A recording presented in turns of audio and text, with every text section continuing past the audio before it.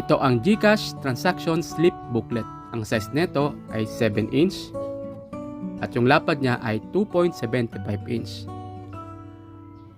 Kapag binuksan mo siya, ito ang kanyang setup. Ito na ang gagamitin mong pangresibo sa iyong customer kung ang negosyo mo ay GCash cash in cash out. Lalo na kung ikaw ay mayroong sari-sari store, para iwas budol, ito ang ibibigay mo sa customer. Si customer, isulat niya ay yung GCash name, yung GCash number at yung amount at yung date na kanyang i-cash in or i-cash out. Sa service fee, ikaw naman ang maglalagay niya at total amount. At sa reference number, isusulat mo naman dito. Ayan.